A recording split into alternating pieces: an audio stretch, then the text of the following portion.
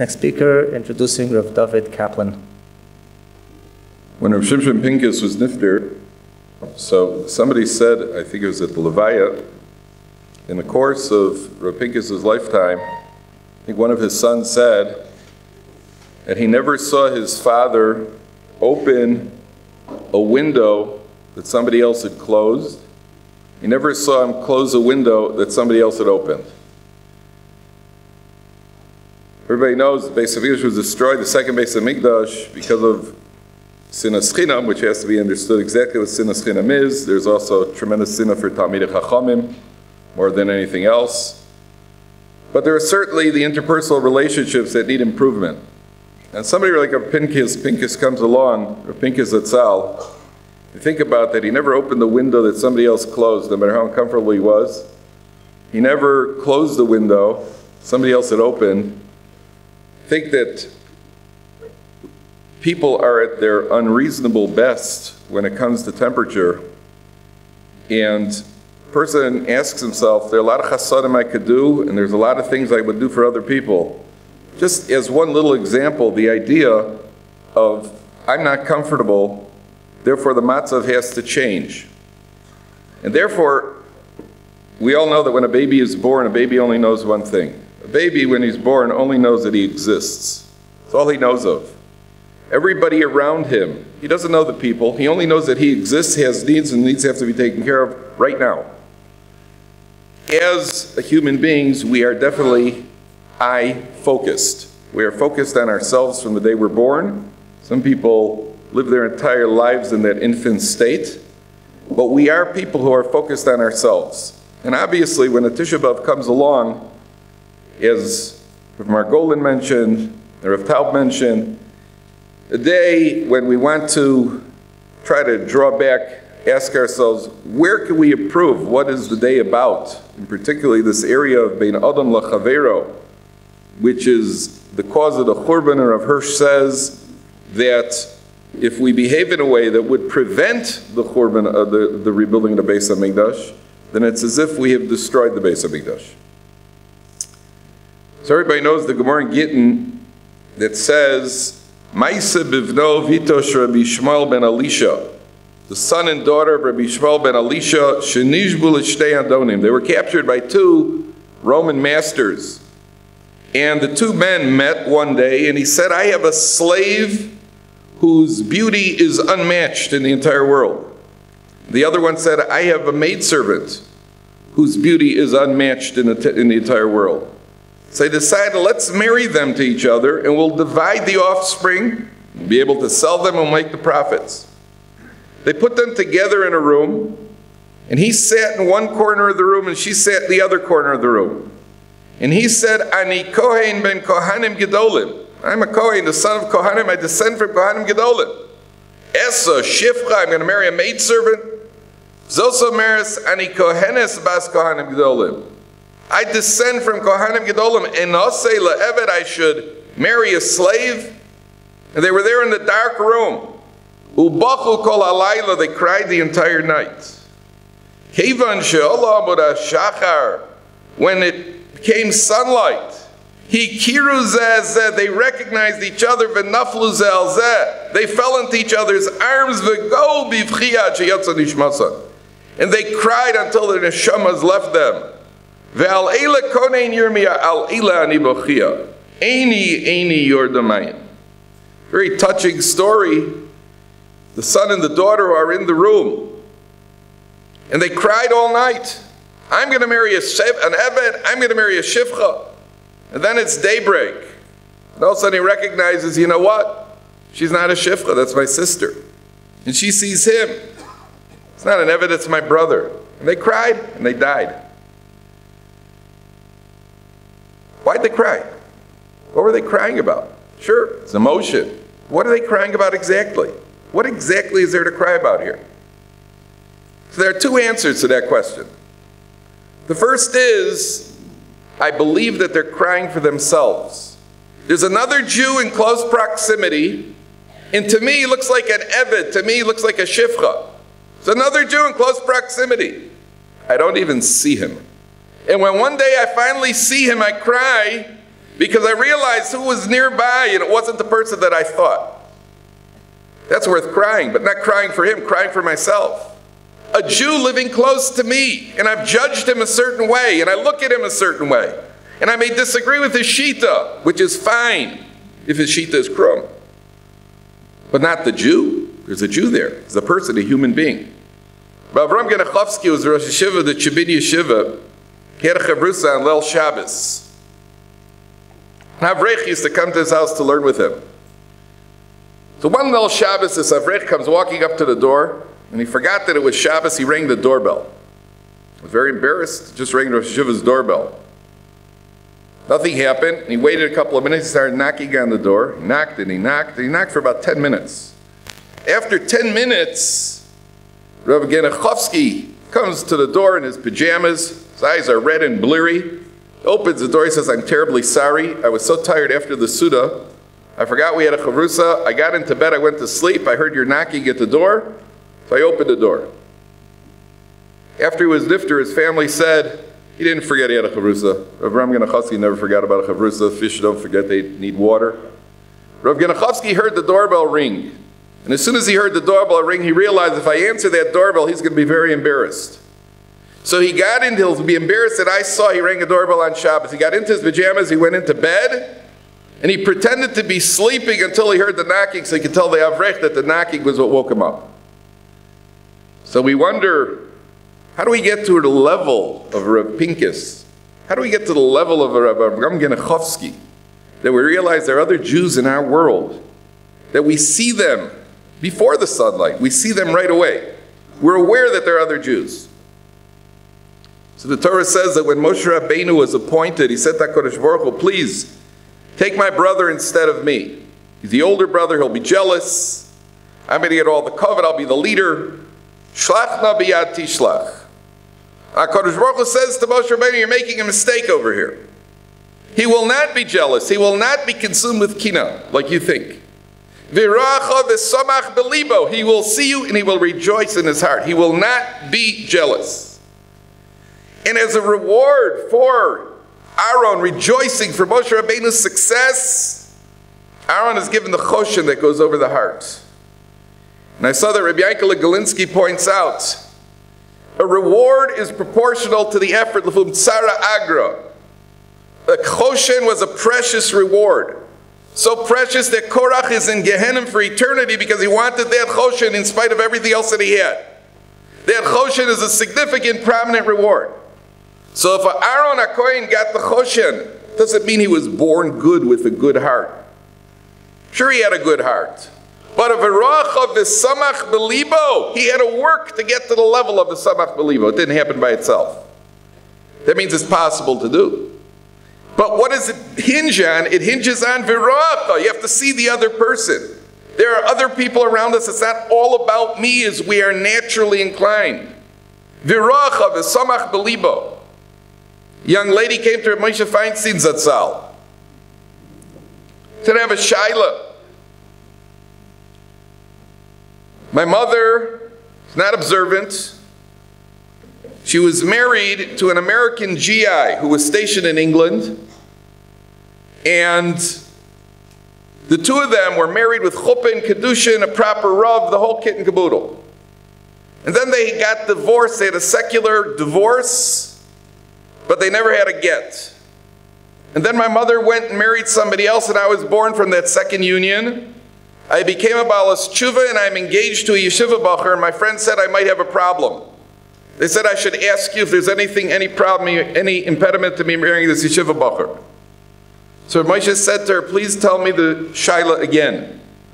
So she said, "My mother was married to an American GI stationed in England. They had a proper chuppah and kedushin. It's been verified.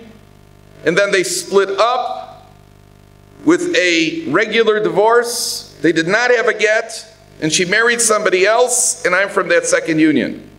So Moshe said, "Please come back in 24 hours. I want to look into it." 24 hours later, a young lady came back. Moshe said to her, "Mazel tov, you could marry the bocher, zol zayin mit glik." Said, "Thank you very much." He gave her a bracha. She walked out. Talmidim were in the room. Said, "Rebbe, we heard what you heard. We heard everything she said it twice. That's a mamzeres lamahadrin. We heard every single thing you heard. How could that possibly be? Rabbi Moshe said, you're right, you heard what I heard, but you didn't do what I did. In the last 24 hours, I had somebody call the United States Pentagon. And they checked that indeed there was a soldier stationed in England who was married to that woman, an American GI.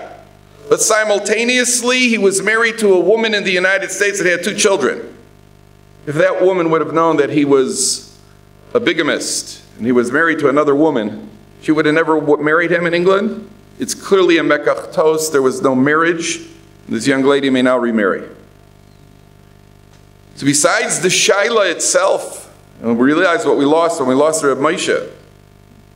But obviously, what's the difference between Rabbi Moshe and the Talmidim? Okay, they didn't have the accessibility. But Rabbi Moshe said it's not over yet, and I'm going to make an effort because there's another person there and their life depends on this. And he went the extra mile to call the Pentagon and found out that she's kosher v'yosher can get married. That's what it means that a person, we see other people in our life. If we see other people in our life, that's why they cried, the son and daughter Rabbi Shmuel. They see there's another Jew there, he's in the dark, who is that person?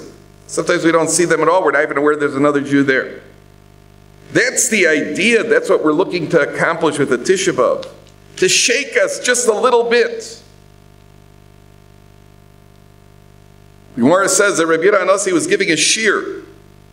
And in the shir, somebody walked into the room, the Gemara says, and he had eaten garlic. He smelled like garlic.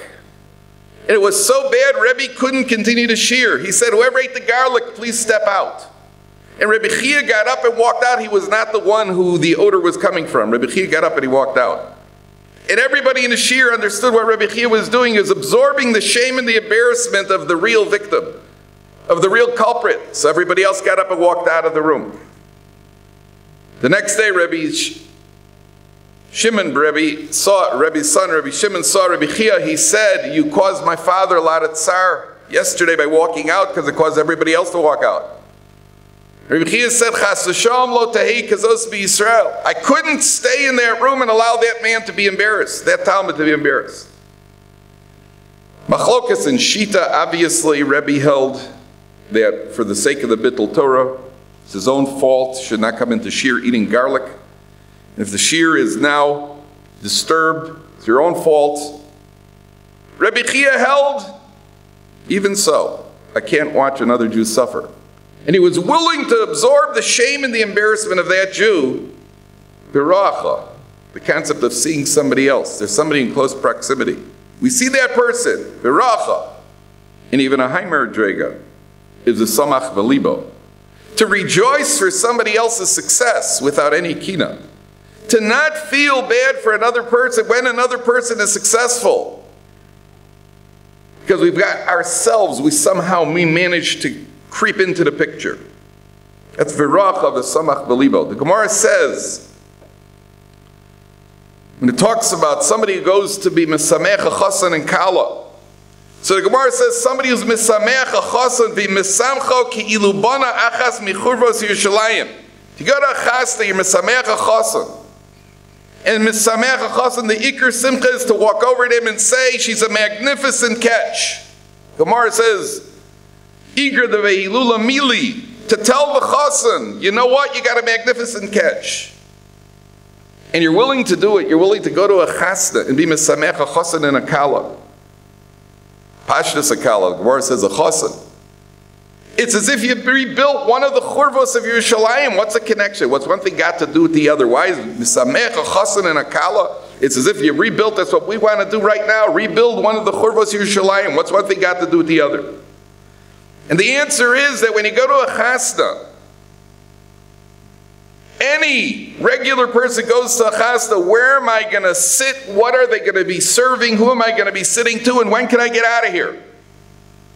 And the entire approach to the chasna is me. What's in it for me? And somebody goes to a chasna and goes in misamech a chasan and a kala. The focus is on them and not on me. It's exactly why Yerushalayim was destroyed. A little too much me focus. The focus is on somebody else without anything being in it for me. It's as if he's rebuilding one of the churvos Yerushalayim. Many of you may remember here in Yerushalayim a couple of years ago, when the streets were shut down because of snow, there was a chasna here in Yerushalayim. The chassan was able to trudge over to the chasna hall. The kala lived in a far neighborhood. They had to bring her a Hatzalah ambulance with snow tires, brought the kala. But what are you going to do? Who's going to come and be misameach the chassan and the kala? The guests can't get there.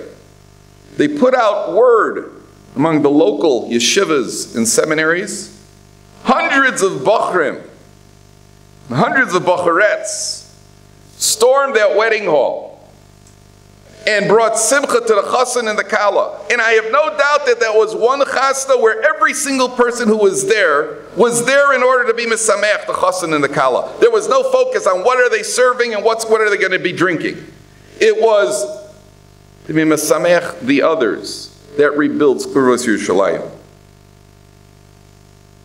Ask, when I speak to you, I'm speaking to me. Ask yourself, I ask myself, when you get an invitation in the mailbox, a bar mitzvah, a chasna, what are the thoughts that go through our mind? We have a simcha. Instead of suffering and instead of tragedies, there's a simcha announcement in my mailbox. And my thought is, how much time is this going to cost me? And they just made one last year. And how much do I have to spend on a gift now? There's one word that repeated itself 3 times. Me. It's their simcha. I can rebuild Yerushalayim. It's not about me. When Yosef and Binyamin met, after all those years of separation, so Rashi brings down, they cried, they fell on each other's necks, they cried.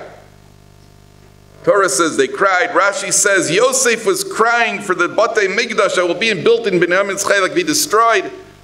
Binyamin was crying for Mishkan Shiloh, which will be built in Yosef's Chelek and be destroyed. The obvious question I'm sure many have asked, you cry about your Beis HaMikdashes, you cry about your Mishkan, why are you crying about his and he's crying about yours? And the answer is because they understand, you know what caused this separation? You know why we were separated for 22 years? Because of the same cause that destroyed the Beis HaMikdash.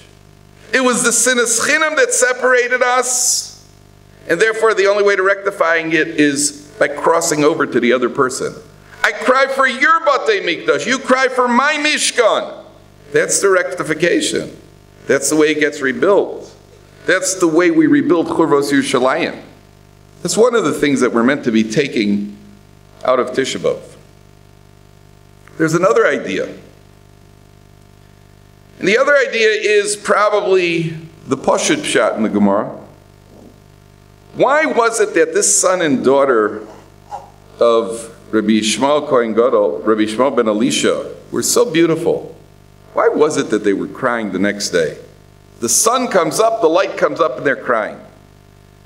I think the answer is that they were crying because they realize what a near miss.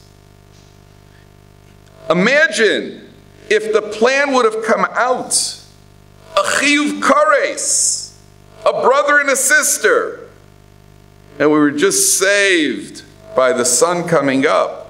We were so close to defiling ourselves, and they cried at the near miss. So just imagine a person is in a room, all by himself, with an internet. It's not even a near miss. How many times does he cry? Should he cry? We're all alone in the dark. Nobody sees what's happening.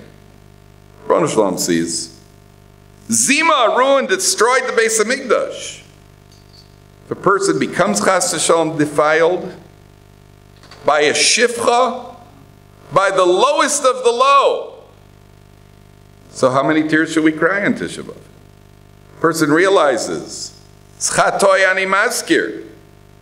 If I go near it and it defiles me, I have to cry. Enough said.